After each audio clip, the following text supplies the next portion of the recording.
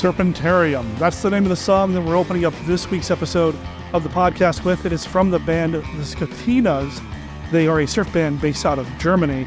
It's from their album Tunes for Twangoloids. I'll make sure there's a link in the show notes, or you can just go to scotinas.bandcamp.com. When you're done listening to episode 624 of the podcast devoted to the classic and sometimes not so classic genre cinema of yesteryear, I'm talking about Monster Kid Radio. And I am your writer, host, producer, Derek M. Cook.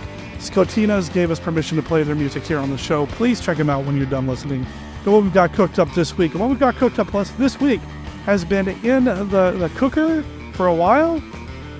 Yeah, that makes sense, kind of, because we recorded this episode before the wedding, and the wedding was about 2.5 months ago at this point. Thank you cards are still in the works. Sit tight. But yeah, we got married in April. We recorded this conversation in March, we being me and Mark Holmes. I think it was March. It might have been April. I don't remember. It's been so long. It's been a whirlwind since then. Anyway, we're going to go to the Earth's Core with Mark Holmes, at the Earth's Core in particular. He wanted to talk about this movie, and it was something that I'd been wanting to talk about for a while because I really like Amicus films.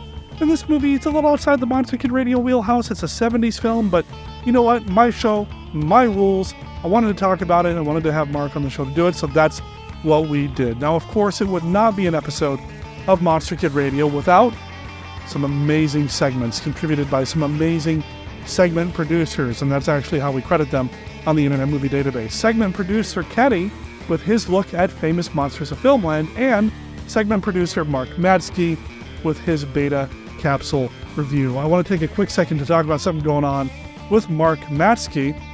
Mark is involved with the Small Town Monsters crew. They make documentaries, they do a lot of things with cryptids, and they do a convention or a festival, and tickets are now on sale for Small Town Monsters Monster Fest 2. You can find it over at stmmonsterfest.com. It's going to be in downtown Canton on June 29th, 2024. You can buy tickets and VIP packages now. I'll make sure there's a link in the show notes to Small Town Monsters Presents Monster Fest 2. If you end up going, let them know that you heard about them here on Monster Kid Radio, and tell them that Mark said hi too. I think I can speak for Mark in this case. Mark's actually going to be on an upcoming episode of Monster Kid Radio, and I'm sure we'll talk about that, as well as a number of other things that he's got going on. Also, before we get to the bulk of the episode, I had some voicemails that came in, and I haven't even listened to them yet, so let's listen to them together right now. Hey Derek, Steve Sullivan here, calling about Carnival of Souls, a movie that I love probably about as much as you love it. It's just a very, very cool, low-budget film. I had some thoughts, so spoilers for those listening, and I basically agree with Beth that the Candace character is she's dead. She's always dead, but she has projected herself. Her will is so strong that she has refused to die and projected herself physically into the world. Except when she loses concentration, she kind of phases out. It's like she's still there, but the world isn't there. The world doesn't see her. And that's one of the things that's really, really cool now. I haven't analyzed it deeply enough to know if it is exactly when she gets upset, but that makes a lot of sense. That when she becomes upset, she would lose her grip on what's going on. I think that's also the key to the other characters, who I think are ghosts or spirits. They're not zombies, they're not corporeal. No one else ever sees them.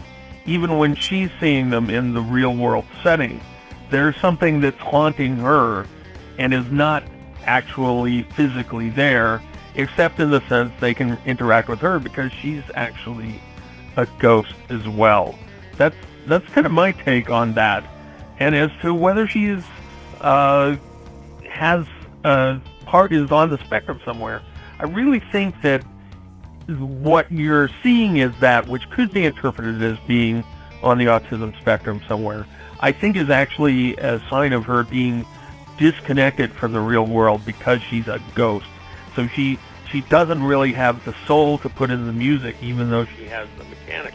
And we don't know what she was like before the car crash, but we do know she was lively enough to get into a car with a bunch of other kids and try to race across the bridge, which seems different than the kind of morose and lifeless person that she is, even though she tries to be more, but she keeps getting drawn back because, as we know from the end of the film, she's really dead. That's my take on it anyway. It was really good listening to you guys talk about it. I'm glad that you had a great time and Beth had a great time. And I'm going to recommend seeing either the first Harryhausen film by himself, Beasts from 20,000 Fathoms, or Jason and the Argonauts, or Seventh Voyage of Sinbad. Those were all great intros to Harryhausen, I think. So, and if she's, more sci-fi, I guess you could go for the humor or for the flying saucers. But there are no bad Harryhausen picks, really. So, and the 29th.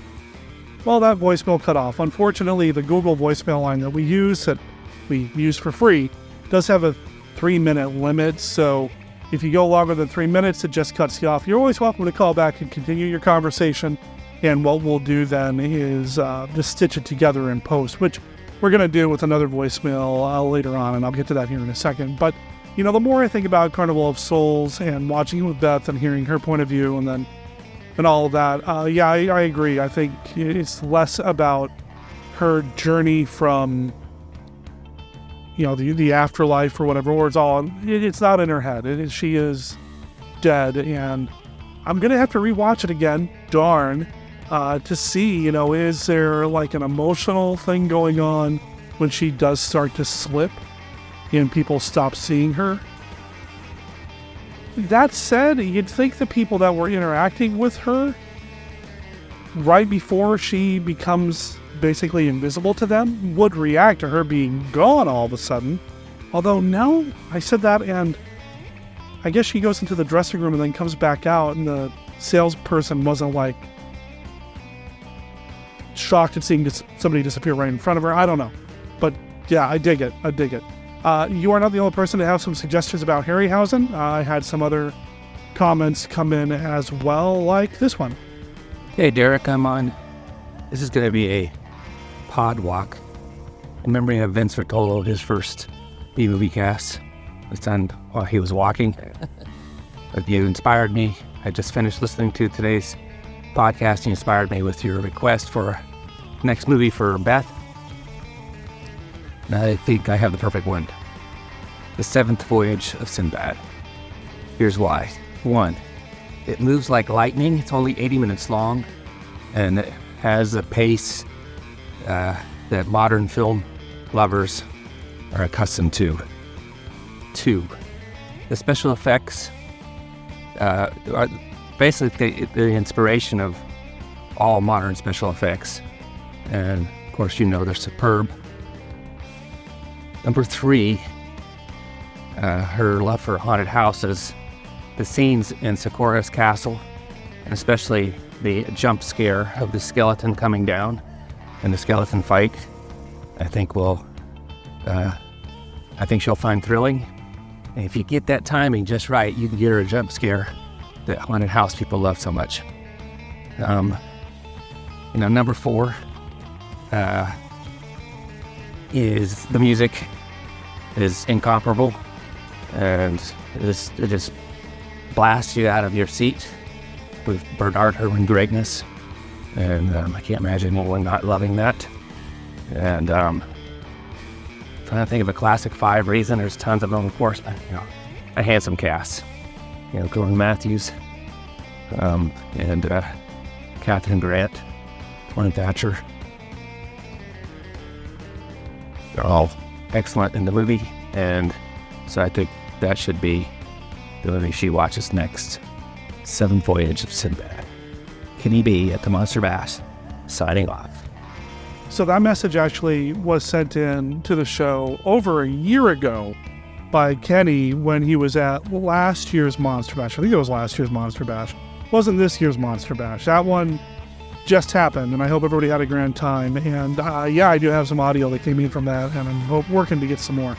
But yeah, that message came from Kenny, and I don't think I ever got around to playing it on the show.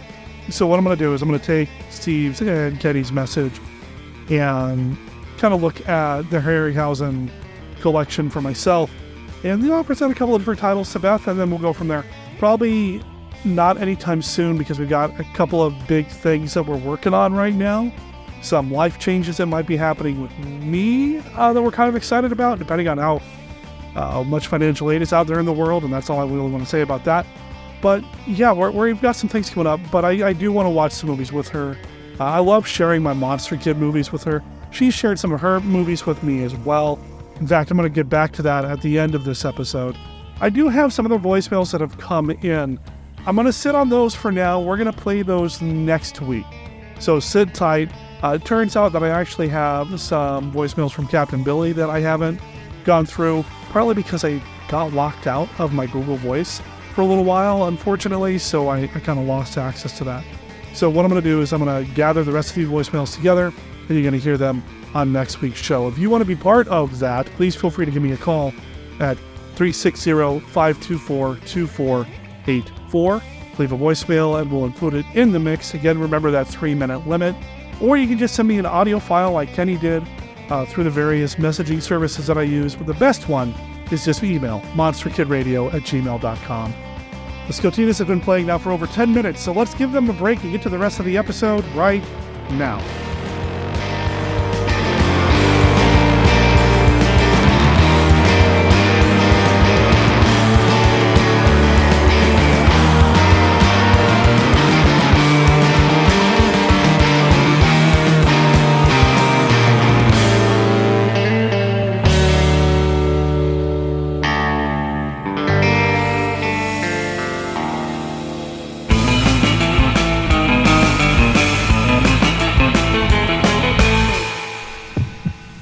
Enter death's waiting room, if you dare. Below the crypt lies the Vault of Horror. Rated R. Under 17, not admitted without parent. The Vault of Horror. It has all the things that make life worth leaving.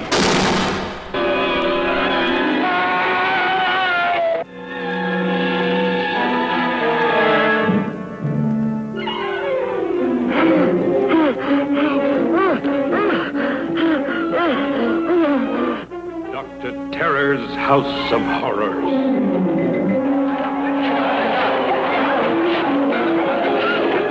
Horrors the screen has never before dared to depict. The terrifying horror of man killing vine with a human brain that creeps and kills. The terrifying horror of the dead, entombed for 200 years, that creeps its way back to terrorize the living.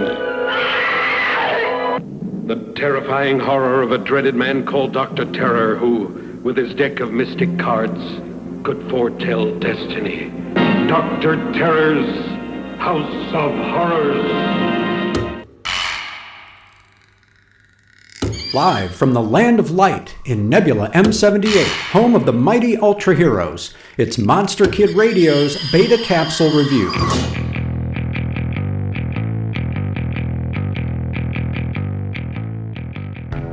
Return of Ultraman, Episode 18, Here Comes Ultra 7. Original air date July 30th, 1971. No sooner had Captain Kato concluded a call to his college chum on board the Monster Attack Team's space station than it came under attack by space monster Bemstar, which absorbed the station's energy before killing the entire crew.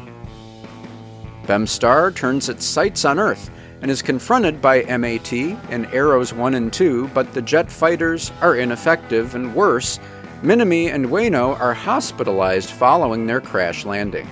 And Captain Kato faces the unenviable task of informing his friend Kaji's wife that she is now a widow. MAT analysis determines that Bemstar feeds on gases, and true to form, the space kaiju locates an oil refinery and begins to feast. Captain Kato, taking the matter personally, commandeers the Arrow 2, determined to exact revenge. Go likewise aims to defeat Bemstar, seemingly transforming at will into Ultraman, but the monster repels his efforts. Ultraman flies toward the sun in a desperate bid to recharge, but a voice warns him not to endanger himself by getting too close. The source of the voice is none other than Ultra 7, who has come to the aid of his Ultra brother. But will it be in time to save Captain Kato, whose jet has been shot down by their monster opponent? Here Comes Ultra 7 has tremendous significance, if for no other reason than it establishes Ultraman and Ultra 7 existing in the same continuity, a fact that would have enormous implications for the history of the franchise. In the flow of the episode, it's an awesome moment in its own right. Even though the title is itself a spoiler, the arrival of Ultra 7, heralded by his theme music, is charged with excitement as he saves Ultraman from hurtling into the sun. Episode 18 has a unique feel. It's not really a reboot, but the heavy use of special effects, the prominent placement of musical cues for both Ultra 7 and returned Ultraman, and the introduction of a space monster, which was evidently the result of a poll asking what kids were interested in seeing, seemed to indicate a restatement of sorts for the series. Whatever it was working, with ratings hovering around 20% that would climb throughout the show's first run. For Monster Kid Radio's Beta Capsule Review, this is Mark Matzke reporting.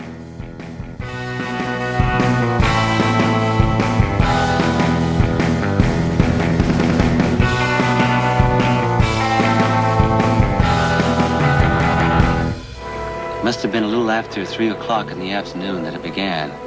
The afternoon of June 3rd, 1916. Fire 1, fire 2.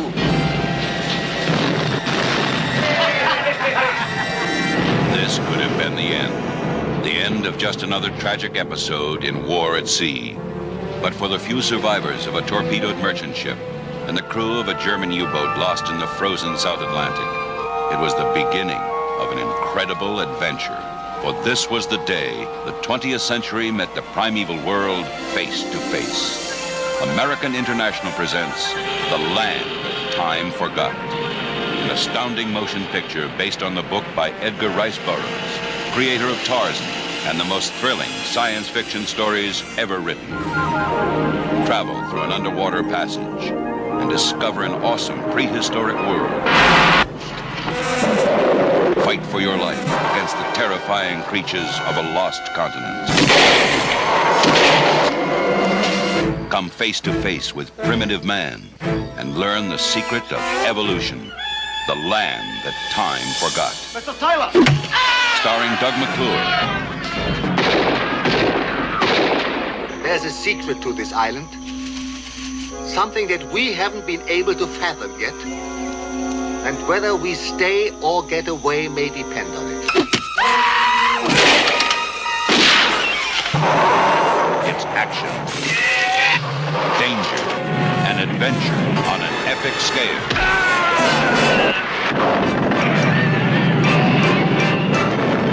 How much longer do we give them? We're not leaving without them! Let's get out! You will never forget Edgar Rice Burroughs' The Land That Time Forgot.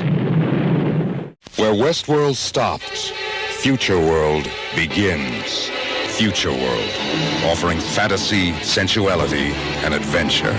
Complete satisfaction guaranteed. Entrance fee, $1,200 a day. Exit fee, your life. Peter Fonda, Blythe Danner, Arthur Hill, and Yul Brynner as the gunslinger in Future World. Rated PG, parental guidance suggested. Hello there, Monster Kid Radio heads. This is Kenny with a look at Famous Monsters of Filmland.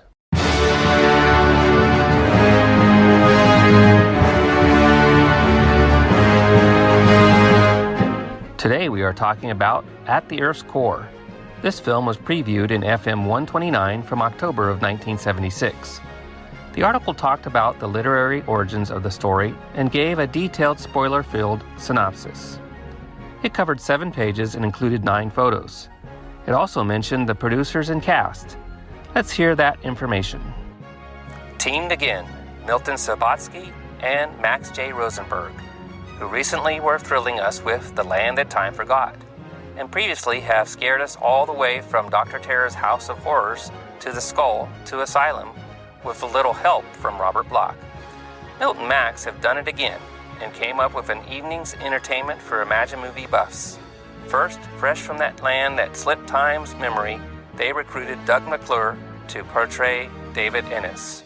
Then they figure is the word for it, that Caroline Munro had figured so prominently in 4 previous fantasy films, Dracula AD 1972, Captain Kronos, A Golden Voyage of Sinbad, and I Don't Want to Be Born.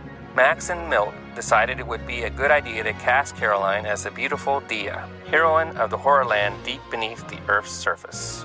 To put the frosting on the cake, to play Dr. Abner Perry, the scientist who invents the machine that goes out of control and dives like a troll to the center of old Terra Infirma, Eminem wisely chose that veteran of Dracula and Frankenstein, Mummy, and many more monster epics, Peter Tada Cushing.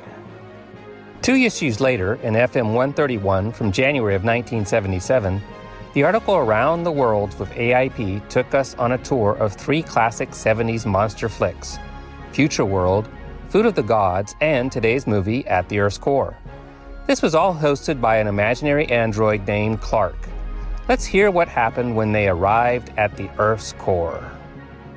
Yes, sir, Clark begins. You will board the Iron Mole. A friend of mine, built by Dr. Abner Perry, the Iron Mole burrows deep into the Earth's crust for a visit to the dawn of time, to the world of Pelucador. Since the inside of the Earth is hollow, it is necessary that the film star Peter Cushing be with you on each trip. After all, when you plunge through the Earth's shell, you will need a Cushing to land on. Great groans and moans escape from the crowd as the program puns are taken in a holiday spirit. At this portion of the tour, ladies and gentlemen, we have a guest speaker who will tell you more about the fabulous life in Pelucadar, a being who certainly needs no introduction. Just then a woman's scream cuts through Clark's speech. All eyes turn toward the outbreak, and what they see makes them pop like Marty Feldman's. For a middle-aged woman is slapping frantically at her head as cruel reptilian hands clutch her hat. The great beak screeches like Ska, the vulture, and the huge membranous wings flap in fury as the flying saurian tries to eat the woman's hat, and she tries vainly to stop the Ma'ar from pulling off her head at the same time. Get out of my hair, she shrieks as the reptile tugs at her tresses, making her look like a poor man's Medusa. Ah, I see you've met your tour guide for the trip at the Earth's core, Clark says. I will return when this portion of your trip has ended. He moves aside and stands stock still, only his gears humming audibly. Well, when do we start? Someone asks. It would be well for you to remember that Mahars are the ruler of Pelucadar, human, snaps the winged reptile. A shudder of fear and apprehension sweeps through the group. I have seen many humans at our place of worship, the temple of the Mahars. I have watched from the depths of the pool. My thoughts burned into the minds of a frightened human. It speaks the word with revulsion. All fight us, but all finally succumb. And one by one, each human is drawn into the pool, into my waiting arms. We go down, down into the water until we both are swallowed by the dark depths, and the pool changes from chill black to frothing blood red. Good Lord, says a mother turning to her son. Do they eat us? Her son impatiently shrugs. Well, Ma, hard today, gaunt tomorrow. Why would anyone want to visit that terrible place? A shocked feminine voice asks. For the love of adventure, danger, and excitement, replies a male voice from the crowd. Think of it, a land untainted by civilization, unspoiled by man, where death is a constant companion, and man must live by his wits and his brawn. At every twist in the jungle path lurk the monster denizens of Pelucadar, half-human Sagos, the slaves of the Mahars, cave bears and thipdars, flying reptiles. Certainly, the dangers are terrible, but the beauties of Pelucadar are just as vibrant, Dia the beautiful in particular. Suddenly, a scream rips the air. She's gone! It's taken her! Both the Mahar and the woman in the rumpled hat are gone. That is all for this week's look at Famous Monsters of Filmland. We will have more next time. For MKR, this is Kenny saying adios.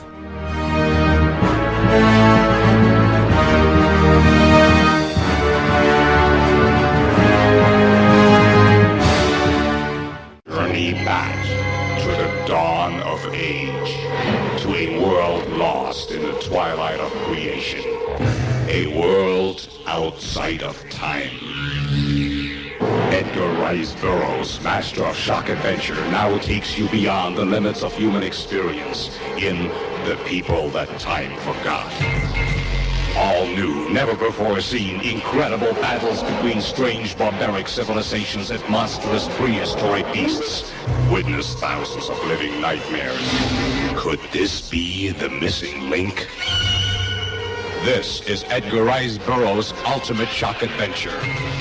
The People That Time Forgot, starring Patrick Wayne, Doug McClure, Sarah Douglas, Dana Gillespie. The People That Time Forgot, from American International, rated PG. Now, American International brings to the screen H.G. Wells' most fantastic story, The Food of the Gods. Ecology goes berserk, transforming harmless insects and animals into huge and vicious beasts, preying on the flesh of humans. Imagine a rooster 6 feet tall, panther-sized rats hunting humans in packs. H.G. Wells' The Food of the Gods, for a taste of hell, rated PG.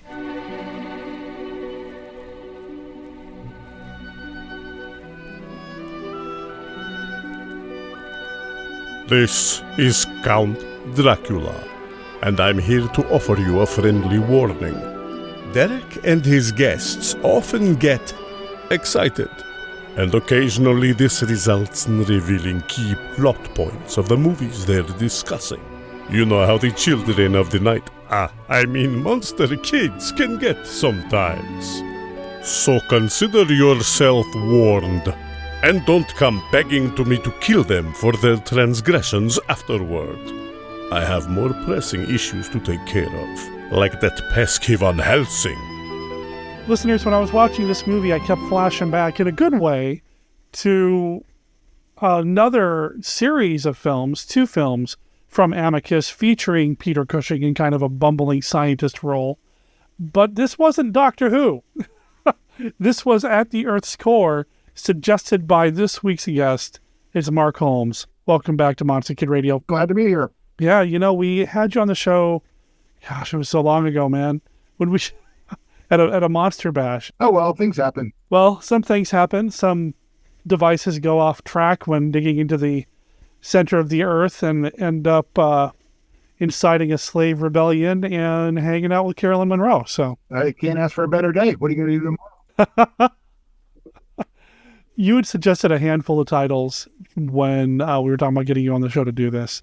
And this was one of them. And, I know about your appreciation and fandom of Carolyn Monroe. So I wanted to tackle this. Plus, it's Peter Cushing. Doug McClure ranks up there on Mount Rushmore adjacent of action stars. So I want to ask then, because even before we started recording, you were talking about how you've seen this movie so many times. What is it about this movie that grabs you? Like, what's your history with it? Okay, let's go back in time. Okay. 1970s. Okay. I was a teen. I was obsessed with Monster Kid type material. We watched, back then, we didn't have cable so much, so we watched UHF channels. And on Saturday mornings, they would play the creature features. And I was glued to my TV. I loved all that stuff. Now, we have to go back a little bit more to 1973 when The Golden Voyage of Sinbad came out. Okay. I was maybe 10, possibly 11 when I saw it. And I loved the movie. And I was quite smitten with Miss Caroline Monroe. Yeah, 10 or 11, she was my girl. So we didn't have videotape back then. Lord knows the internet was generations away. So I would scan the TV Guide magazine every week. And if there was a Caroline movie on, I would track it down and watch it. That's how I saw At the Earth's Core. That was on TV. And I don't ever remember coming around to the theaters where I lived. So I caught that one on TV. Okay. And I was a Doug McClure fan. I used to watch The Virginian. He was Trampus on that show forever. He did a movie called The King's Pirate, which I thoroughly enjoyed. And then I later found out that was a remake of Errol Flynn movie. So Doug McClure was a good part of my youth too. So, and then the trifecta, Peter Cushing, my sister and I were Hammer fans. They would play the Hammer movies where I lived late at night. So we would stay up late, my sister and I, and we would watch all the Hammer movies. And it seemed like every other week Peter Cushing was on. It's like the man worked all the time. It's like he never had a weekend off. I had never seen this one. This is one that I've even had on Blu-ray at one point. It's just one that I never got around to watching. These Amicus movies, Doug McClure signed a deal to do 4 movies with Amicus. And this was one of them. And they catch a lot of grief because they came out right before Star Wars changed the game. So by the time they made it to cable and broadcast TV, they seemed outdated. Do you understand where I'm coming from? I do, and I wonder if that's why it never really pinged my radar. Yeah, it's very possible. I find they had a lot of heart. I will watch a movie where somebody has put their heart into it more than something that's technically perfect and has no soul. That makes sense. And this one definitely has that. I am a fan of British genre cinema. I did the Hammer Films podcast for so long with Scott and Casey, back in the day. And while that was all Hammer Films, we didn't do Amicus over there. I've talked about some Amicus films here on the podcast in the past as well. I usually associate the anthology film or the portmanteau film with Amicus, but they did a number of standalone pictures as well. And I was kind of joking a little bit about Peter Cushing and Doctor Who. They produced 2 Doctor Who films with Cushing in the role. And many, many, many Americans, that was their first introduction to Doctor Who, was the Peter. I know it was for me. I saw those Peter Cushing movies years before I ever saw Tom Baker Doctor Who on PBS. I still, I've talked about it on the show. I have so little Doctor Who experience. My Doctor Who experience is a few clips on YouTube people have shown me, like Beth, or the 2 Peter Cushing films, or the 90s TV movie on Fox. Right. That's my Doctor Who background. It's a deep dive if you ever choose to go down that well, Derek. I know. And I want to, the monsters alone, the Cybermen are cool, man. I mean, they look awesome. There are various best of collections, and, you pick the best of from each era, and you can get a very good taste of what Doctor Who is. I think Beth is, at some point, is going to be able to kind of guide me in getting Doctor Who'd. I don't know. Something. But this one definitely felt like the Amicus Doctor Who movie to me, in terms of like the color, especially the second Doctor Who film they did. Right. The color and just the production design, the aesthetic to it, which I really like. I like the Doctor Who films, especially the second one. I was right at home watching this, man. I'll put the flying saucer landing up against anything. That was very impressive for what they were working with in the day that they made that movie. That flying saucer landing in that movie was very impressive. It was very cool. Yeah. And this one is cool too. I totally understand what you're saying about how Star Wars kind of changed the game, and it changed the game for everything. Everything. This movie did okay box office wise. I think I was reading that it was like the 18th highest grossing film in the UK the year it was released, but it also was, if not the last, one of the last Amicus projects. Right. The 70s hit British cinema and the American production pretty hard. The recession back then. Amicus went down, Hammer went down, Trigon, they were gone. They never really recovered. The BBC got hit hard. There was a big break of Doctor Who production during the 70s. There was a financial and there was a big strike at the BBC. So. Oh, I didn't know that. Yeah. They were going back to Doctor Who. We're drifting here a little bit, but they were right in the middle of filming a Doctor Who serial. where there was a strike and they shut production down. And by the time the strike was settled, they said, we just can't go back. You know, that was a lost episode. They never quite, they finished it with animation and they got some of the voice actors back. But I watched it. It just wasn't my cup of tea, you know. Interesting. Yeah, I had no idea. Yeah, it's crazy times. To get back on. Yeah, let's get back to this one. Let's talk about the man Edgar Rice Burroughs real quick. Okay, so my experience with Burroughs, Tarzan. That's everybody's. Tarzan, and that his estate is very happy to sue anybody who even sniffs in their direction. They're very protective of the IP. They're very protective, even though some of it's in the public domain now. Yes. I understand the difference between copyright and trademark, but still. But I know very little about Burroughs himself, and I've not really read a lot of his stuff. He led quite the life, and I'm very surprised there hasn't been a docu-series or biography or live-action biography of his, because the man had an exciting life, just not writing. Born in the 1800s, 1875, he was born. And he wanted to go to West Point, but he failed his entrance exam. So he immediately joined the Army and became a cavalryman out in the last days of the Old West. And he really got to know the Native Americans that they interacted with, and he really respected them. And that transferred into some of his writings. You can see it. At a time when Indians were the bad guys in fiction, he wrote 2 novels where Indians were the heroes, American Indians, the Native Americans. And the red race on Mars, you are clearly patterned after Native Americans. When they're first described, they're described with plumage in their hair, which I want to say they were wearing feathers, but things like that. They carried spears, you know. Okay. It was, he really respected the natives. Had a little bit of heart trouble, so he had to leave his military career. So he did something a little less dangerous and became a cowboy. And then he became a gold miner, had a bunch of jobs. He said he bottomed out as a pencil wholesaler. And he had a lot of downtime in between pencil sales, so he started reading Pulp Fiction. And his quote is, "I can write as poorly as these other men can write." So he took a stab at writing.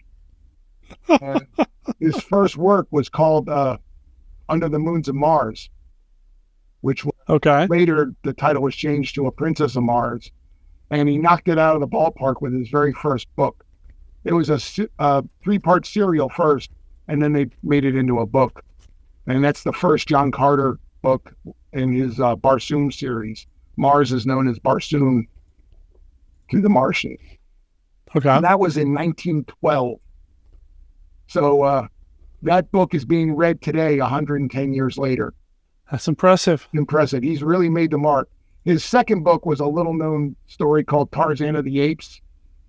And that one, I can't count how many times Tarzan has been on film, TV, comics.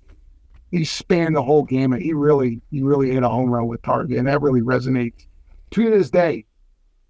Yeah. I mean, Tarzan's constantly getting adapted into various television and film. Everybody's done it. I remember Saturday morning cartoons. Right. With the Tarzan yell, the profile shot of him putting his hands to his mouth and doing the yell. I had a board game based on that cartoon as a kid. There's a lot of Edgar Rice Burroughs aficionados out there saying that Filmation cartoon was about as close to Tarzan as written in the novels. And imagine doing that under the constraints of all the censorship they had with cartoons for children in the 70s. So those creators did a great job. I haven't gone back to revisit that in forever, so I don't know how well it holds up. And I barely remember. All I remember is the profile shot of him cupping his mouth and doing the Tarzan yell and the board game that I had. And that's all I remember about it.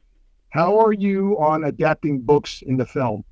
Do you like it when the writers change the source material a little bit to make what they claim? You know, it's tough. I mean, I think I try not to get too precious because I know it's a different medium. Right. And I don't know if I'm going to catch flack for this, but I do prefer Steven Spielberg's Jurassic Park to Michael Crichton's Jurassic Park. So I'm okay with some changes, but okay. So having said that, you can thank Amicus for The Land of Time Forgot and At the Earth's Core for being very, very faithful to the source material. Okay. All right. Of course, now we'll concentrate on At the Earth's Core, which was Burroughs' third novel. So he's had 3 hits right in a row coming out of the gate. Wow, really? Man was amazing. I need to learn more about this dude. I got to find a good biography to read about him or something. So At the Earth's Core, the book is vast in scale. I mean, you can do things in prose that for 1970s low budget filmmaking you could not ever do. However, they did as best as they could, and I feel they really get 5 stars for sticking to the source material. Okay. So what do we have here? We have David Innes and Abner Perry. David is your all-American guy, handsome, big, strong. Abner Perry is his, I can't call him a sidekick. They were equals. They were friends. Even though Perry is much older than Innes, they were friends. And it really comes through in the film that they're buddies. They come from 2 different worlds, yet with this project that they decided to work together on, this digging machine called the Iron Mole, which is right out of a steampunk dream. Very steampunk. It's very steampunk. The technology they had, you almost think they had TV cameras on the nose of this Iron Mole. Right. In the set, I'm pretty sure that's what they did. They put 2 TV monitors where the windows were. So that was pretty cool. Yeah. So they construct this Iron Mole. They make a bet that they can bore through this mountain and beat a team of horses. They cut into the mountain just like the plan goes, and then after that, the plan doesn't survive, and they go straight down instead of straight across. And they burst into the hollow earth. Again, having not read, I don't think I've read any of Burroughs' original material. My exposure to Burroughs all comes from the adaptations and pop culture references, or I don't know how pop culture really is if it's something only monster kids know about, but you know what I mean. Yeah. As far as the Hollow Earth stuff, I assumed we were going to get to some Hollow Earth stuff. I mean, it's in the title, At the Earth's Core. I wasn't expecting... I don't know what I was expecting, to be completely honest. I wasn't expecting what we got. Okay, I did a little bit of research on the Earth. Burroughs was extremely well-read. I assume so. He stayed on top of things. He was a man of science, and he believed in evolution. He talks about it in his novels all the time, how things evolve, and there are branches that go off in different directions and things like that. Now, I did a little research, and the Hollow Earth theory was first postulated by Edmund Halley, of all people, who they named Halley's Comet after. Okay. The late 1600s. Now, the author of the book I was checking out said you can even go further back to the ancient Greeks, where they believed Hades was directly below us. You could dig down and make your way into Hades. So if you want to go back that far, the ancient Greeks believed in a hollow earth. And there's many, many religions believe that heaven or hell, no matter how you believe, was in the center of the earth. Right. So it goes way, way back. Now, this Halley's idea of a hollow earth was his theory was disproven less than 100 years later by other scientists, but it seemed to catch into people's brains, and the idea would come back again and again over time. And as late as the late 1890s and early 1900s, there were people postulating that there was a hollow earth. And I'm pretty sure that's where Burroughs picked up his idea to have a hollow earth, because the theory was the earth was hollow and there was a sun at the center of the earth. whereas more realistic science believed that what we believe today, that you dig down and you will hit magma, and the temperature and pressure would be so insane that nothing could live down there. But for a science fiction story, it's as good as any. I mean, it's as good as... We would see that it even got brought up in the last legendary Godzilla movie. I mean, it's persistent. It's a persistent trope. Mm-hmm. It gets used a lot. Mm-hmm. So whether we're looking for King Kong's homeland or Carolyn Monroe running around in a leather, top, That's how I got to go. That's where I'm going. Yeah, exactly. You mentioned the steampunk dream of the machine. That was cool. This movie, like I said, it was a first time watch for me. So I didn't know what to expect going into the whole thing. I had some vague notions. I didn't expect Peter Cushing to be playing kind of, I don't want to say doddering scientist, because he was capable, but he was very, like his Doctor Who character in the first Doctor Who movie. But there was a lot of things happening in here that I feel I may have just lost my track here, that were happening in this that were on the periphery of things that I know a little bit about, like Burroughs, like steampunk. And it really just makes me crave more. And now talking to you about Burroughs, I want to know even more about the dude and maybe even read some of his stuff. But I don't know a lot about steampunk, but I know what steampunk looks like. And this had a very cool steampunk aesthetic. And now I kind of want to explore that more. Right. And, I want to learn more about the Hollow Earth stuff and other Hollow Earth stories, whether they're written by Burroughs or somebody else at this point. Well, Burroughs wrote several really more. Cool. Yeah, I did read that this is an adaptation of a book that is part of a series. Correct. There's at least 5 that I can think of off the top of my head. Several featuring David and Abner Perry and other periphery characters. Now, another thing we can chalk up to Burroughs is that he created a contained universe where his Pellucidar stories crossed over into Tarzan and into the Barsoom stories and the Venus stories. Really? All interconnected. And the linchpin that connected them all was Burroughs. He actually he never named himself, but he kind of wrote himself into the stories in the introductions. So it was pretty cool. Like I said, this is 110 years ago now. He had the foresight to say, wouldn't it be neat if Tarzan went to the Earth's core? And he actually did it. He made it happen.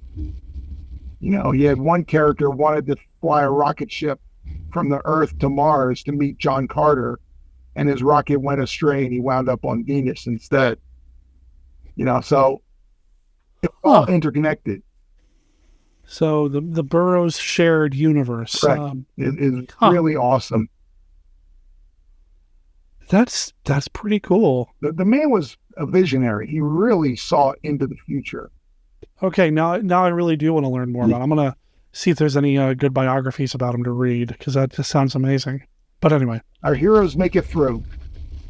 And they're friends. One does not bend down to the other one and say, you're the leader, I'm the follower. Or David would say, Perry, where on Earth are we? And Perry says, I don't think we're on Earth. I think we're under the Earth. Yeah. It was really cool. And it didn't faze him. He was in heaven. Yeah, it's what he wanted. It's like, He says, I take the machine to dig through a mountain and I wind up discovering an entire new world. I do like the relationship between the two. At the very, very beginning, it does feel like maybe David is going to be in that secondary sidekick role, just at the very beginning, but that changes so quick. And the chemistry between the two, former student, former teacher, now friends, now equals, really enjoyed their dynamic. I do appreciate that David gets to go on and have some of the more heroic adventure parts of the story dedicated to him. Mm-hmm. But the movie really shines when he's on screen with Cushing, and especially with Monroe. Yes, the three of them together made quite the team. Because Perry, being the perfect British gentleman, treated her like a lady. Here she is, a savage in a loincloth and leather top, and he treats her like she's the Queen of England. You know, right? He kissed her hand and he called her Your Highness. You know, yeah. And a tribe of 40 people, and she's the princess. So you know, she's in charge. I will say that I did have to shake my head and just kind of accept that. Yeah, they all spoke English. Yeah, well, okay. Now but I mean, what do you do? The movie follows the novel extremely well. In the novel, when they are captured, well, they wind up in the inner world. They're almost immediately captured by these brutes called the Sagoths.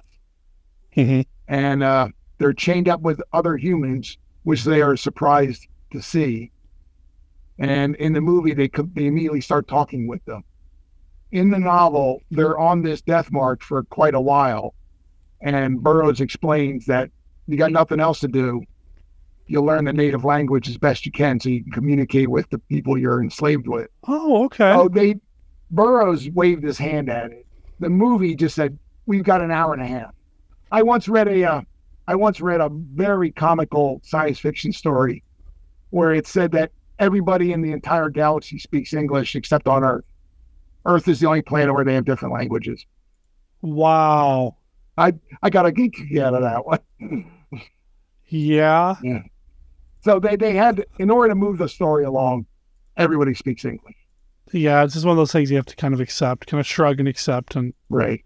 You know, but it wasn't enough to take me out of the story. It wasn't enough to make me go, hey, wait a minute, you know. It was just kind of a, oh, okay, I get it kind of moment.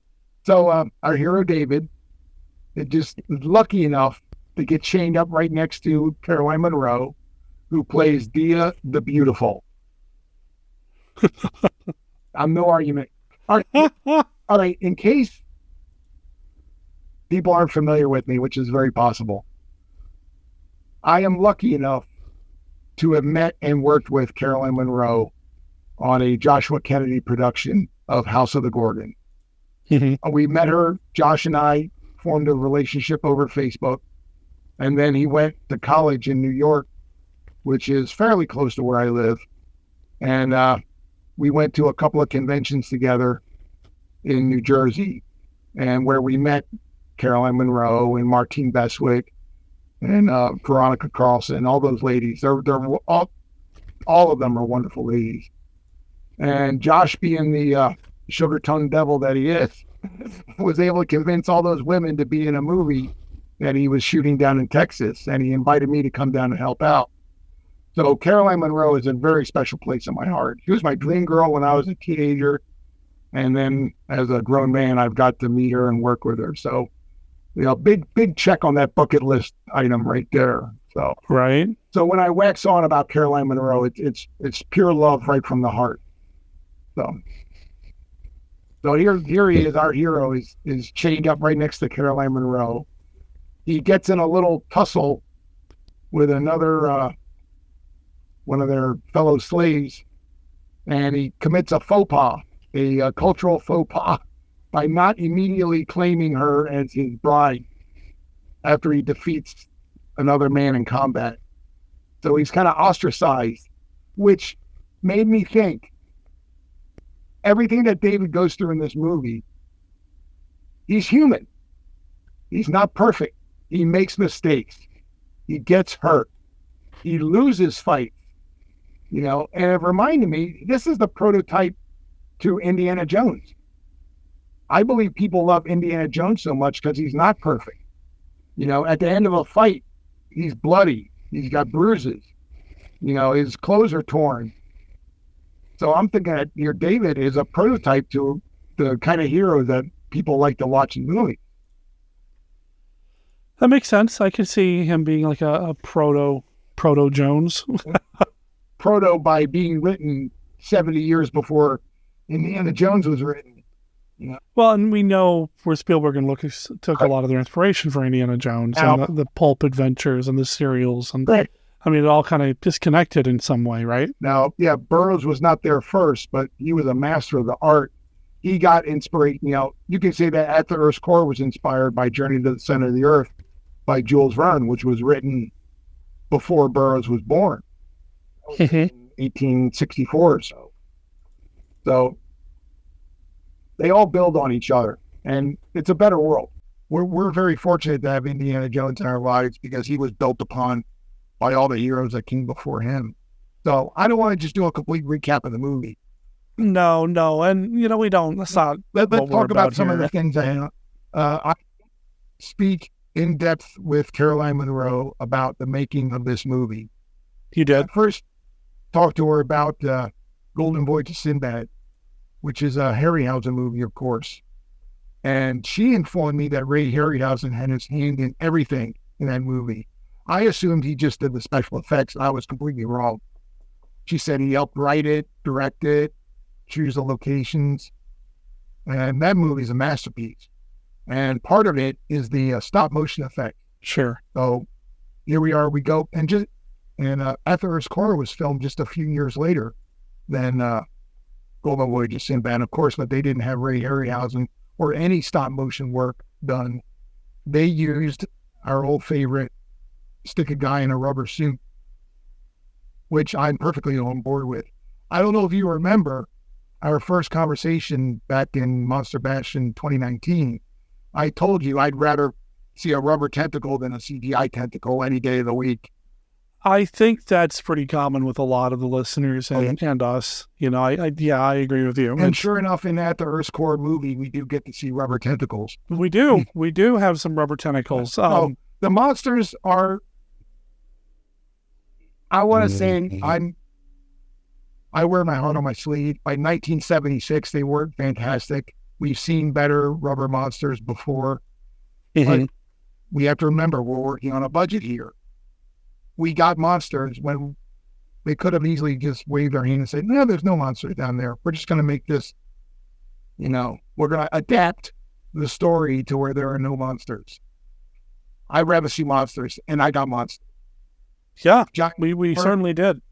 Flaw, some kind of two-legged bull creature with horns. I mean, they never really went to go mention what they were. The main bad guys in the movie are the Mahars. They're like pterodactyls. Peter Cushing's Perry immediately recognizes them as Rhamphorhynchus. And he's very adamant. He's very happy to say that there are Rhamphorhynchus right there in front of him. And he says, however, our fossilized remains are not much bigger than a crow. And Peter Cushing, being the master actor that he is, he holds his hands out in front of him and demonstrates to the audience how big. He says it's a crow, but he puts his hands so far apart, showing the audience how big that these creatures should be. And here they are towering over humans. They're supposedly like 10 or 12 feet tall. And I said, that's Cushing for you. Yeah. No director told him to do that. He did that on his own. And I don't know if this episode is going to come out before or after, but earlier today I did another recording with somebody else where we talked about The Abominable Snowman with Cushing and Forrest Tucker. And during that conversation, we were talking the same thing about how Cushing and his hands and the props he would interact with, he just never stopped moving his hands. He always did something with them. The Mahars, they're giant pterodactyls, and they're relatively stationary. They have these brutes working for them called Sagoths, which are part human, part something else. They're one of Burroughs' evolutionary left turns where things went another way. It doesn't take a big leap to say these could have been humans if they, evolved in a surface climate of Earth instead of down at the center of the Earth or something like that. They control the Sagoths by hypnotism, and they call it mesmerism, which is what it was called back in the 1800s, and telepathy. And Perry even says that's not a bad combination for a giant bird. Another one of those lines. I don't know if that was written or if that was an ad-lib by Cushing or not, but I love that line. Well, we got a version of something he says a couple of times. One of my favorite lines of his in any film is in Horror Express. Monsters? No, we're British. We can't be monsters. And he has a couple of lines that are very similar to that in this. Mesmerize me, I'm British. That was... Yeah. And then he immediately crosses his eyes as they start messing with his head anyway. His heart was in the right place. You know? It's a wild movie. I thoroughly enjoyable. David is a hero. He sees what the Mahars are doing to the humans, and it just checks the box. He can't stand for it anymore. And he vows to destroy them all. You know, he's been there a couple days, and he's made enemies of the most feared creatures in the center of the earth. And a typical Burroughs hero, these are wrong, decides that it has to be righted, and he makes friends along the way. And David is no different. He falls in love with the most beautiful girl in the world, and then he gets another friend. He finds another friend out in the middle of nowhere. He finds a friend, and the friend's name is Ra. They get into a fist fight. I loved that. Fall into a common trap that's going to kill them both, so they team up to defeat the common enemy, and then they're laughing with each other. Yeah. I loved that. I love that sequence so much where David, Ra was not in the wrong. David crashed his camp and took his food. Ra was not in the wrong to try to, attack him and defend himself and his food and his fire. But that whole fist fight, you talk about the rubber tentacles. There's the rubber tentacles moving around with these. I don't know if they were animal. I think they were plants, right? Okay, and we can say that. I think you'll agree that plant inspired the look of Audrey too. Musical Little Shop of Horrors. Oh, for sure. The black and white movie preceded this one, but that plant was more static. In the gold version, that plant was very animated, and it looked a heck of a lot like that one. And David, proving to us that he is the hero, right, could have gotten away, no problem. The plant ended up latching onto Ra and was pulling him in, and without hesitation, despite the fact that David was basically fighting for his life against this guy less than 10 seconds ago. Correct. Without hesitation. They fall away from the plant and they're laughing. Yeah. And David points to himself and says, David. Yeah. And Ra points to himself and says, Ra. And here, this has got to be another ad-lib line. David says, hoorah. I loved it. He's such a likable guy. I mean, he's the kind of guy that you want to hang around with. That's got to be Doug McClure, because Doug McClure in all of his movies and shows always has a smile on his face, always enjoying what he's doing, laughs, jokes. The actor seemed like a great guy. I've never heard a bad thing about him. I do like that moment, that bonding moment, the developing friendship, and he's just able to surround himself with people that, they're friends. They're going to fight together. They're going to save the civilization or the slaves together. There's a lot in this. We talk about Indiana Jones. I feel like Temple of Doom is very underrated. I think Temple of Doom has a lot of great stuff to offer. And there's a lot of stuff underground with the slaves and the tunnels and the fire and everything that I'm looking at and I'm thinking, this feels very Temple of Doom. No, there weren't children slaves running around doing stuff, but just the aesthetic, the lighting, some of the construction of the set pieces felt very Temple of Doom to me, which would make sense if that was intentional, or maybe it was a happy accident. I don't know, but I liked it. The entire movie was shot indoors. Yep. Not even on a sound studio. It was shot in a warehouse because they needed a lot of space. They actually create a whole world down there with your rubber animals and your plastic plants and all that. But it looked good. They sold it. They sold it as other world. And once again, I was talking to Caroline Monroe, and I asked her about it, and she says, the thing I remember about that shoot is how hot it was. Here she's wearing next to nothing. She said it was hot. Mm-hmm. It had fire going all the time, and that place was hot to work. I would imagine so. He also told a story where the stunt woman was late one day, and they asked her if she could perform the stunt. And she said she did, and she would never do it ever again. She says, if the stunt woman's late, we'll wait for the stunt woman. She was very appreciative of the women that helped make her look so good on the movie. It looked hot, and I was wondering how much of that. I mean, obviously, so much of it was real. If Monroe was commenting on it so many years later, it felt hot. Watching it, I felt uncomfortable for everybody. Well, and of course, Perry, being the proper English gentleman, retained his suit. He takes his jacket off, but he does have the long sleeves of the vest. Well, I don't even think it's him. Isn't it David that peels the jacket off of him as they're going off course in the Iron Mole? Yeah, so he doesn't even take his own jacket off. Somebody else takes it off for him. Well, he's a gentleman. You don't take your jacket off. No, not at all. Not at all. He never loses that. I mean, just kind of randomly, too, there's the one moment. David, you thought about going to the moon? I'm like, I love that line. The whole mountain's coming down around them. You think about going to the moon. Let's finish this adventure first, okay, Professor? All right, in order to solve our love conundrum by not accepting Dia as his bride, he has to fight Jubal the Ugly One, who is a mountain of a man, bigger than Doug McClure, who's no small human being.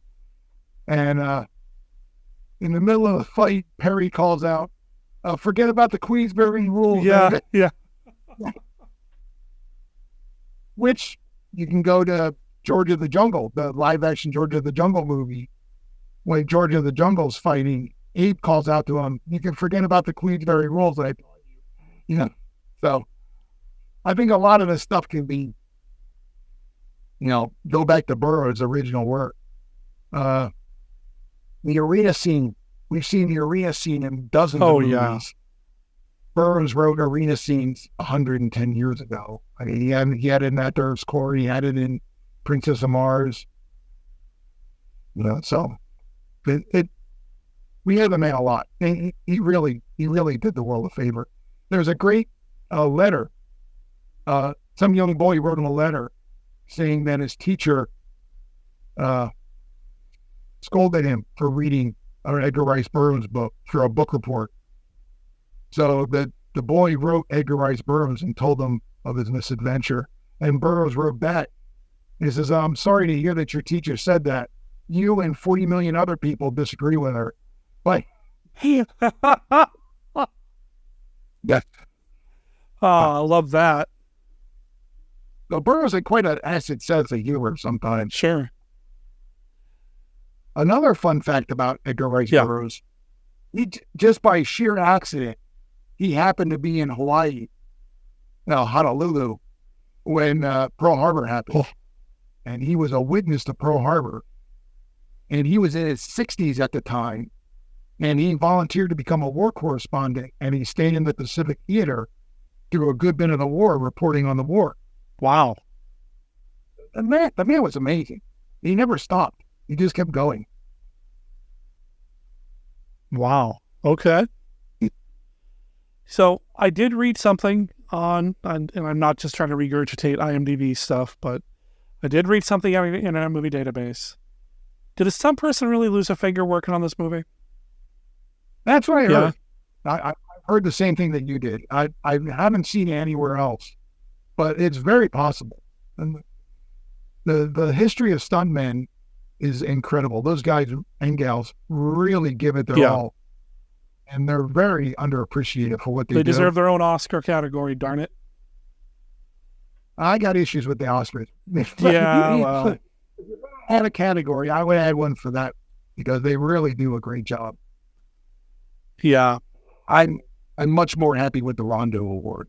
I can personally say I know 4 Rondo winners that if I send them a message on Facebook, they'll actually answer and talk to me about it. I don't know. Jamie Lee Curtis thanked us for helping her with her Oscars, so I don't know, Oh, that's awesome. She in her speech, she's like, "Thank you to everybody who watched all of my genre films. This is your Oscar too." So I did read where she said that. She might be the first woman ever to admit I'm a genre. Right. That's what I am. I need to send her your welcome card, just kind of. Yep. That's crazy. But I don't. I know when people look at me or listen to me talk about movies, I'm associated with like classic monster stuff, and that's great. I love that stuff. But I also love classic cinema. I also love just film in general, modern film, classic film, silent film, foreign film. I love it all, really. And there are blank spots for me, places that I don't know a lot about, particular types of film or schools of filmmaking or whatever. Stunt work is something that I'm learning more about lately. I've been following a handful of stunt performers online and, learning more about what it is they do and all that. And it just blows my mind when you look at the history of cinema and the kind of things that they were being asked to do, the things that they did do before we realized, hey, we can do this safely. Right. And, wow.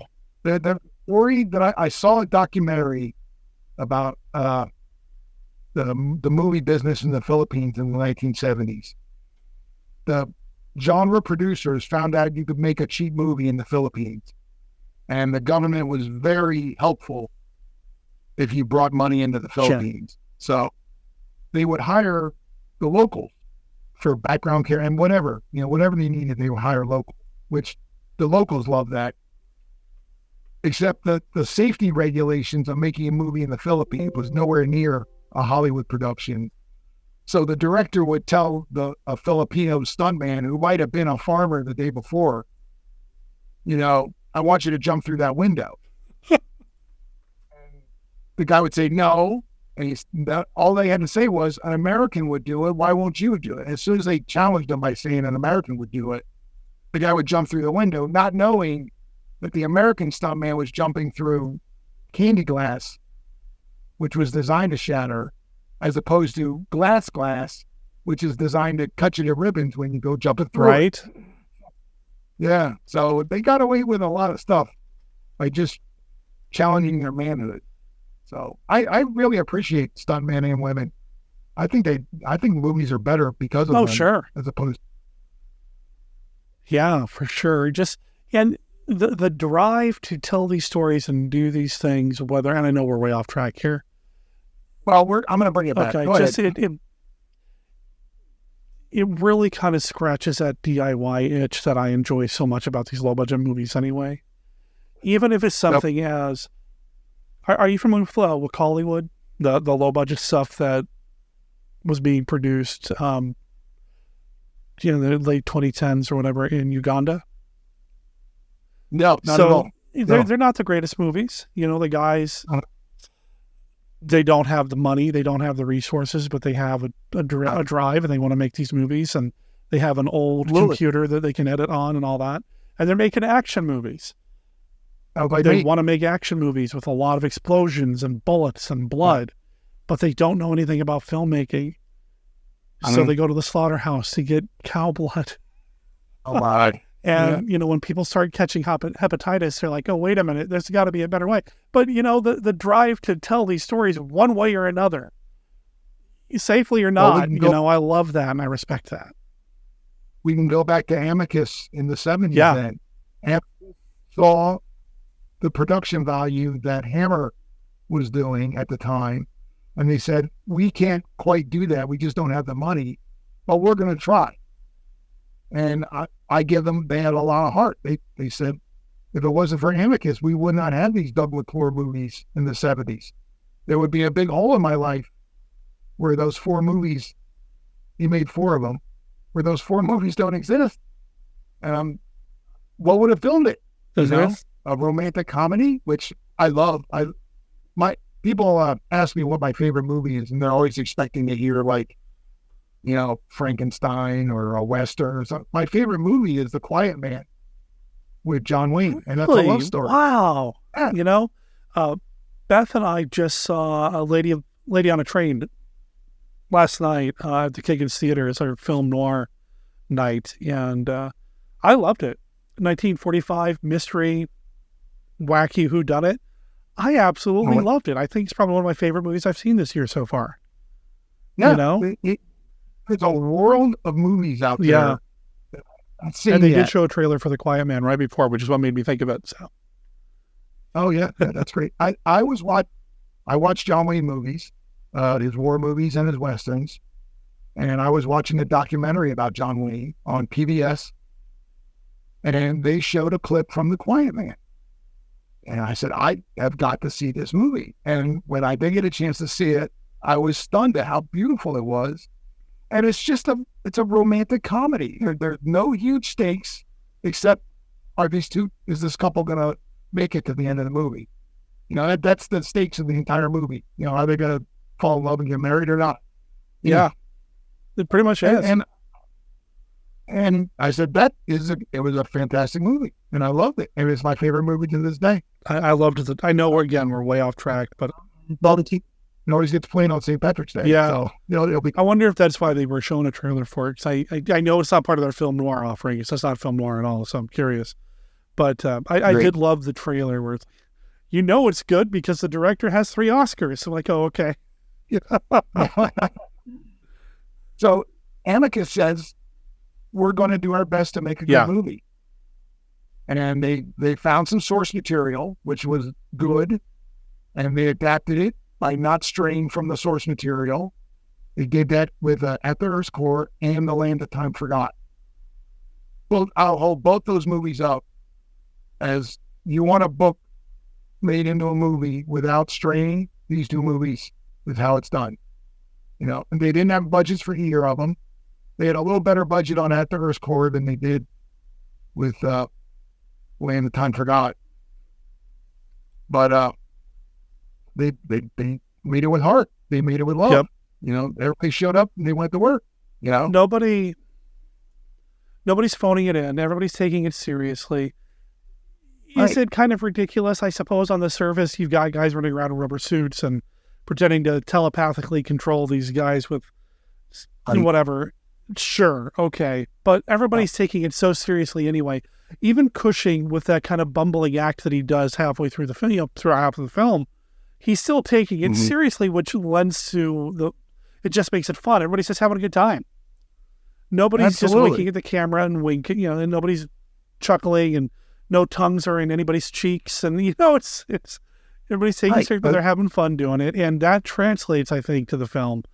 I love Hammer film. I don't think they could have done something like this. I don't think they would have done something like this. I know they tried with a couple of things. Lost Continent's great, but there was a script on somebody's desk at the very end of Hammer, roughly Zeppelins versus Pterodactyl. And I would kill to see that movie made in the 70s. Oh, that'd be amazing. In the 70s. That movie made in 2023 would not be the same as that one made in the 70s. It would be a CGI fest. And I know there's an art there too, and I know it's got its place, but it would be a CGI fest, and it would not have the soul, the texture that something from the 70s would have. Yeah. I don't want to put down CGI No, artists, not at all. A lot of them put their heart and soul in their work. Some of them don't. So it's like in everything. Sure. It's like it, right? And I was on the edge of my seat at the end of Avengers Endgame. Sure. Along with everybody else, and when Cap picked up that hammer and swung it and threw it at thing, I was right there with everybody else, loving every second of it. It can be done extremely well. You can completely lose yourself in that movie. The first legendary Godzilla film, the first time Godzilla uses the atomic breath, when he's fighting the Muto and he pulls open the Muto's mouth and fires the atomic breath into. I swore out loud. I was like, holy, I was there, man. Yeah. But, that's what a movie can do. For an hour and a half, 2 hours, it can transport you from your seat to another world. And that's what they did with At the Earth's Core. Look at us trying to bring it back on track. But you're absolutely right. I was in another world for an hour and a half. Yeah, another world that I wish there were more. And apparently there are more books, so maybe I'll just have to get my fix that way. But I wish there would have been more movies with that cast, with that crew. I belong to a couple of Edgar Rice Burroughs groups on Yeah. Facebook. And the general consensus is everybody wanted to see a John Carter movie with Caroline Munro playing Deja Thoris on Mars. That's like a given. They said they want Ray Harryhausen to animate the creatures and Caroline Munro to play Deja Thoris. And I said, wow. If I had a time machine, would I go back and do that, or would I go back and do something to make that happen? You know, and I don't even want to talk about John Carter too much because how Disney handled that or mishandled that. But yeah. I have an anniversary on March 9th of the John Carter movie. 11 years. Has it been that long already? Yeah. Man. It still is the biggest flop in history, which is something. I enjoyed it. You know, it was not the movie I wanted to see, but as a standalone movie, I enjoyed it. And here we go back to how far do you want to deviate from the source material to make a movie? That's true, right? That's true. They did deviate quite a bit from the book to make that movie. I would almost imagine, and I don't know, not having read it, I would imagine that if you were making an Edgar Rice Burroughs film or TV show, you would have to deviate because just because you have the rights or are trying to make a John Carter movie doesn't mean you have the rights or are going to be able to bring Tarzan in for whatever crossover Burroughs wrote. You know, so. Well, I would not worry about that with the first movie. I would the first movie. Okay. Because like comic books, they didn't cross over right in the beginning. They crossed over later. That's true. When every character was established, that's when they started to cross over. That's true. And you would know having. I'm not putting anybody down because I love the MCU movies, but now they make a movie with the intent to introduce new characters. Instead of giving those characters their own movie to introduce themselves, they shoehorn them into an existing character's movie and takes away from the we're going down a road I don't want to talk about right now. Well, and Mark, you've worked in the industry. You're a comic book writer, so I mean, I totally understand where you're coming from. As somebody who just finished writing a superhero novel, I agree with you 100%. So yeah, totally get it. Characters first. Yeah, for sure. Make a convincing character first, build your world second, and then do the stuff that the big budget movies do. Do that third. You know, only if only we could have gotten more of these movies. You know, whether it's Amicus doing anything. I mean, I think Amicus. I'd love to see Amicus come back. I don't know if it can. I don't see. I know. You, me, and all the other monster kids would say yes, but all the normies out there, they wouldn't.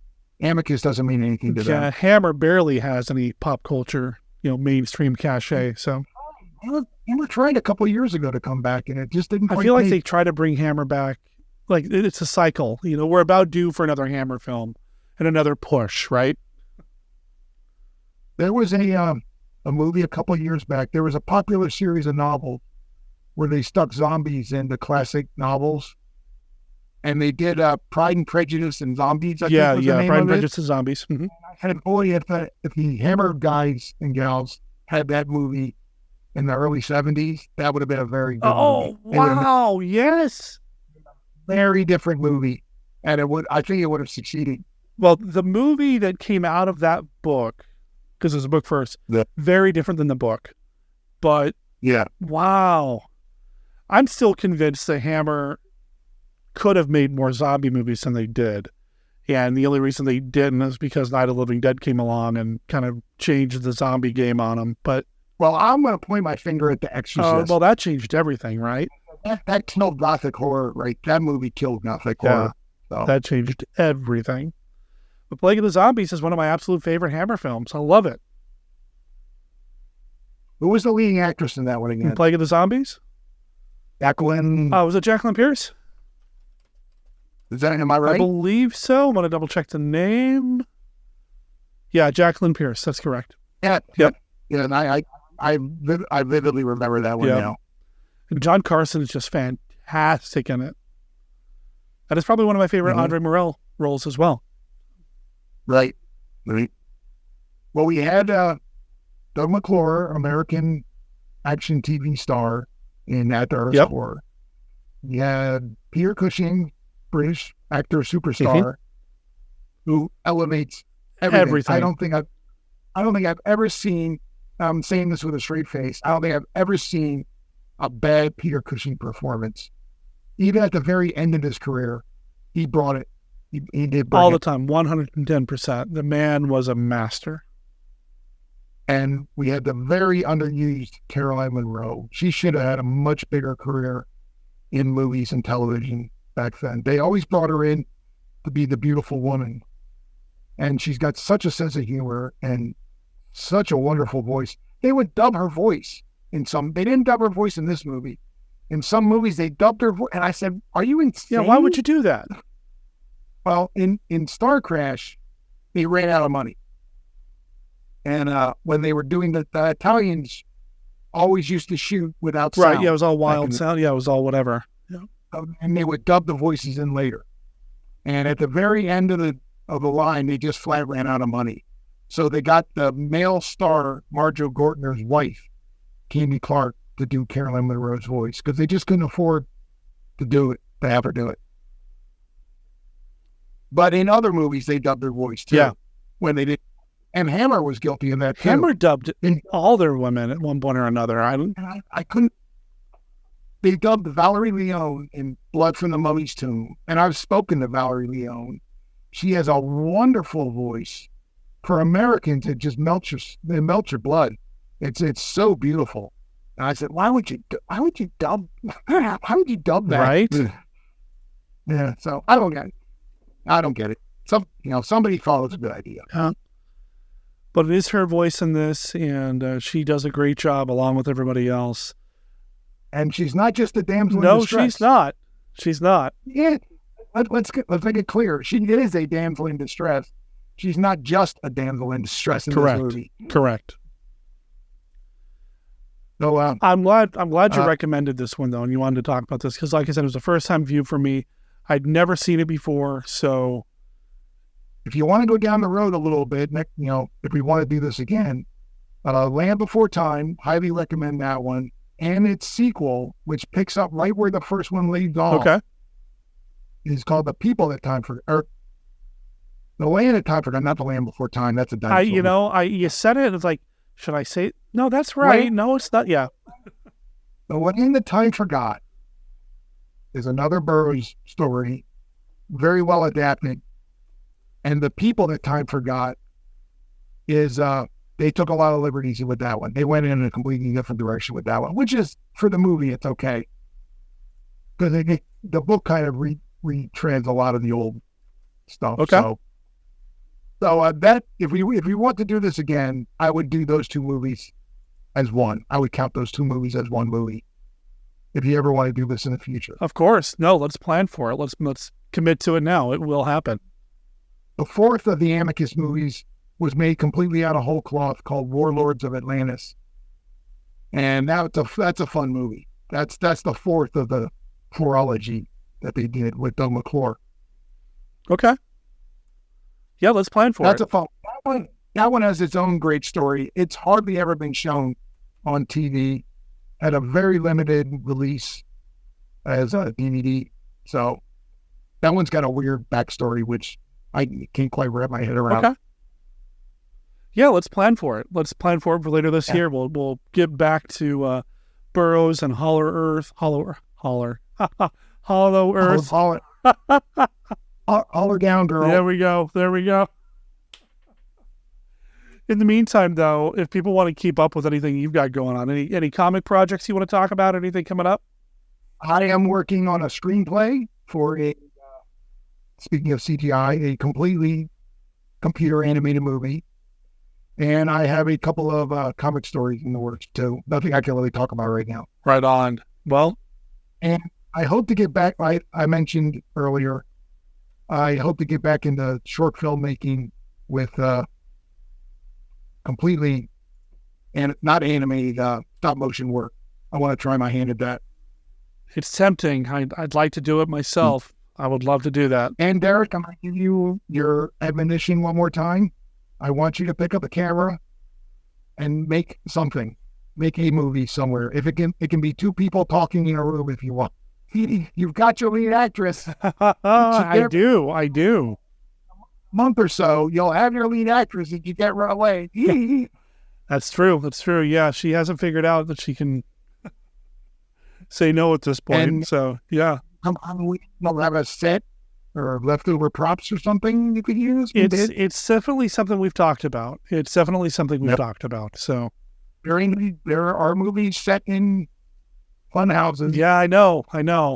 No, there are things potentially in the works, but right now I'm focusing most of my free brain activity to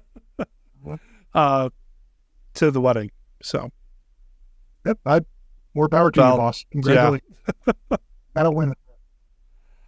All right. Well, Mark, thanks again for doing this. I appreciate you coming on, and we'll definitely have you back on to do some more Burroughs fun.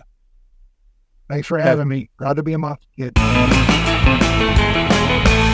Well, that brings us to the end of this episode. First, I want to say that Beth was in the room when I was putting the finishing touches on the edit of the conversation that I had with Mark. And first of all, she has shown me Pride and Prejudice and Zombies, and she actually said she couldn't believe that we ended up talking about it without talking to her about it, because she actually was the one that showed it to me. It's one that she really liked, and she wanted to share that with me. So I thought that was funny, timing that she happened to be in the room when that came up. But the other thing is Beth just started laughing out loud as soon as she heard Mark say that, now that I'm married, I kind of have an actress in my beck and call who can't run away. She can run away. I've got bad legs, bad knees, and a bad back. But, here's the thing, talking about movie stuff. I feel comfortable saying this now. We shot a movie. Now, I didn't direct it. In fact, my role was strictly as a producer and sound designer. But we shot a movie, a short film. We participated in the Movie Madness Direct-to-Video Film Festival. It was a 48-hour film race or film contest. We were given a prop and a prompt and told to go and make a movie. And that's what we did with one of my oldest friends, somebody that I met in film school, one of my best friends now. He's my brother. He was one of my groomsmen in the wedding, Matt Rashley. Wrote, directed, and did most of the editing of a short film called Latchkeys. And it was an exhilarating experience. Beth was one of the actresses in it. She played, if there could be an antagonist or the antagonist in this piece. It was fun. It was a learning experience, and I'm looking forward to doing more. Latchkeys will be shown online in the future. We are waiting for it to have its DVD release. The way this film festival was set up with Movie Madness, which is a video rental store in Portland. It's like the video rental store in Portland.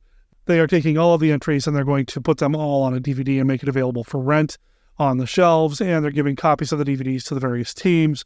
Once it is released on DVD, Matt and I have talked about doing an online screening, probably through the Twitch channel over at twitch.tv/MonsterKidRadio, and show it there. And, is it fair to say that we're back? Maybe? I don't know. But I had a really good time doing it, and I want to do more. I definitely want to do more. I want to direct. I know Beth wants to direct some stuff. I want to do more. So it has happened. For those of you keeping track of how many times I say I thought I'd be a filmmaker when I grew up. All right, let's talk about what's coming up next week on the show. So we're going to play some voicemails that have come in. We're going to do a feedback special. But also, we are going to probably have some content from Monster Bash. I know that I've got an interview that Chris McMillan from The Shadow Over Portland produced. He did with Audrey Dalton. I haven't had a chance to listen to it yet, but I've seen the picture that he took with Audrey, and he looked like he had a grand time. I'm so jealous of everybody who went to Monster Bash. I was definitely experiencing some, if I can use a term those kids use these days, FOMO, some fear of missing out. Man, the Monster Bash looked like a grand time, and Beth and I are looking at summer of next year. If I speak it aloud, it gives it power, and maybe it'll manifest itself or help manifest itself. We'd really like to go to next year's summer bash. I miss the bash. I miss seeing my friends and hanging out with people and meeting new people and that sort of thing. And I am so excited about sharing this amazing experience with my amazing wife. I think Beth would have a really grand time as well. And honestly, I just want to kind of show off my awesome wife. But it's not just that. I really miss the bash. So, next year, maybe, fingers and tentacles crossed. But in the meantime, I've got all the Monster Bash memories that everybody else has shared with me. If anybody wants to call anything in or send something in, I'd love to include that in next week's episode as well. There will be links to the show notes to everything we've talked about here on the show over at monsterkidradio.net, so go check all of that out. We've got links to our Twitter, our Facebook, our Twitch, our Patreon, our Discord, our YouTube channel, the Team Death YouTube channel in particular, which is the channel that Beth and I do together now. And there's Amazon affiliate links as well. If you do any shopping on Amazon, please consider using the Amazon affiliate links because it helps us out in the long run. However it is you interact with or support the show, just know that I appreciate it. I also appreciate the band that gave us permission to play their music here on the show, which I'll mention here in a minute, right after I tell you that Monster Kid Radio is a registered service mark of Monster Kid Radio LLC. All original content of Monster Kid Radio by Monster Kid Radio LLC is licensed under a Creative Commons Attribution, Non-Commercial, No Derivatives 3.0 unported license. Of course, that doesn't apply to that song I was just mentioning, Serpentarium. It is by Scotinas. It's copyright 2023. Them. It's Scotinas. And it's from their album, Tunes for Twanguloids. Check them out at scotinas.bandcamp.com. Let them know that Monster Kid Radio sent you. Also, super cool information about Scotinas. I didn't mention this at the top of the show. You can actually hear their music in a movie called Blood and Gold that's available on Netflix right now. They did a surf version of the main title theme that appears in the end titles of the movie. It's also on the original soundtrack. Blood and Gold, I'm told, is a nice, trashy Nazi Western by Peter Thorwalth. I haven't seen the movie yet, but nice, trashy Nazi Western. Yeah, you got my interest. I'll go check that out at some point. Until next week, my name is Sarah Kim Cook. Talk to everybody in 7-ish days. Ciao.